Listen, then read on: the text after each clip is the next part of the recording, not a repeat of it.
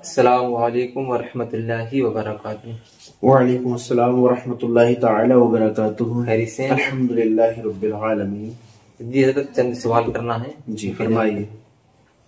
पहला सवाल ये है कि देखा गया है कि मस्जिद के अंदर कुछ लोग होते हैं जो अपनी रात के लिए सवाल करते हैं, फकीर वगैरह आते हैं, और कई बार तो ऐसा होता है कि एक साथ कई जरूरतमंद लोग सदाएं लगाने लगते हैं सलाम के बाद में। तो इस तरह फकीरों का मस्जिद में सवाल करना ये जायज है अपनी जात के लिए? माशाल्लाह, बहुत अच्छा सवाल किया है आपने। और ये अक्सर देखने में आता है कि लोग अपनी जात के लिए सवाल करने के लिए खड़े हो जाते हैं। यूं इमाम साहब ने सलाम फेरा, यूं खड़े हो गए और अपनी अपनी जरूरतें वो बयान करने लगते हैं। याद रखें, ऐसे लोग जो सवाल करते हैं मस्जिद में, ये नाजायज व हराम है। अपनी जात के लिए सवाल करना उस मस्जिद के अंदर ये नाजायज व हराम है। उन लोगों को ये चाहिए कि वो दरवाजे पे जाकर के अपनी जरूरत कहें। जो लोग बाहर चले गए, मस्जिद के बाहर जाकर के उन लोगों से लें। मस्जिद के अंदर सवाल करना ये नाजायज और हराम है। हाँ, अगर उनको जो है वो अपनी जरूरत सारे लोगों को बतानी ही है तो जो है इमाम साहिब से कह दें कि हजरत हमारे लिए लोगों से आगाह कर दें कि हम बहुत परेशान हैं, हमारी परेशानी ये है। अपनी अपनी परेशानी इमाम साहब को बता दें। इमाम साहब जो है मुक्तदियों को ऐलान करके बता देंगे। तो इमाम साहब का उनके लिए कह देना, उनको आगाह कर देना, ये जायज है। मगर अपनी जात के लिए खुद सवाल करने लगना कि मैं परेशान हूं, मेरी मदद करो, तो ये नाजायज और हराम है। दूसरा सवाल हजरत ये था जी कि जैसे अवाम में ये देखा गया है कि बंदा जब जाता होता है और उसके आगे से बिल्ली गुजर जाए तो वो अपना रास्ता बदल लेता है और उसका ख्याल ये होता है कि अगर मैं जाऊंगा तो मेरा काम बिगड़ जाएगा, उससे बदशगुनी लेते हैं। तो इस तरह बदशगुनी लेना ये क्या है? देखें मोहतरम, बिल्ली का रास्ता काट देना यानी कि सामने से गुजर जाना जी, ये कोई भी बदशगुनी नहीं है। ये लोगों के अंदर सिर्फ और सिर्फ जिहालत है और इसके अलावा कुछ भी नहीं है।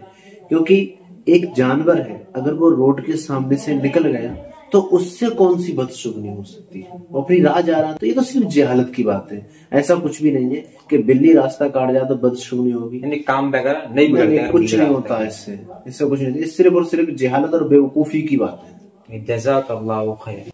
मजीद ये हजरत बताइए कि कभी कभी सर्दी हो जाती है तो बंदा जब नमाज पढ़ता होता है जी तो उसकी नाक बहती होती है, तो सजदा करने में क्या मस्जिद की जो सफ होती हैं वो आलूदा होने का खौफ होता है।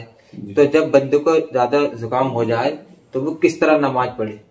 क्यों उसके लिए मस्जिद में जमात के साथ ही जाना, नमाज पढ़ना जरूरी होगा? फिर भी ये मसला बताओ। देखिए मोहतरम, जब वो नमाज पढ़ता है, मतलब जिसको जुकाम हो जाती है तो बड़ी दिक्कत आती है। और कुछ लोग तो ये भी समझते हैं, क्योंकि मुझसे भी एक बंदे ने मसला इसी तरीके से मालूम किया था कुछ दिनों पहले कि हमें जुकाम हो गई है, हम नमाज नहीं पढ़ सकते, हमारी नमाज नहीं होगी। वजह पूछी गई तो उन्होंने कहा नहीं, हमारी नाक वगैरह आती है तो ये मतलब जो है बहने वाली चीज है। इस तरीके से पता नहीं क्या क्या मिला दिया अपनी तरफ से। तब उन्हें मैंने समझाया कि ये जो है ये तो इसका तो कोई वो नहीं है कि आपकी अगर नाक आ रही है तो नमाज नहीं होगी, नमाज हो जाएगी। अब जो आपने पूछा कि जो है वो नाक आ रही है मस्जिद में तो क्या करें? देखें, कोई कपड़ा वगैरह रख ले अपने पास, इससे नाक साफ कर, रुमाल वगैरह है, या फिर लोग गले में रुमाल डाल लेते हैं, उस तरीके से रुमाल डाल ले कि अमले कलील के साथ अपनी नाक को जो है वो रोक ले, साफ कर ले जी। अब वो सजदे वगैरह में जाता है तो इतनी देर तो इंसान रोक ही लेगा नाक। अगर उसमें भी नहीं रुकती है तो पहले से वहां रुमाल बिछा दे।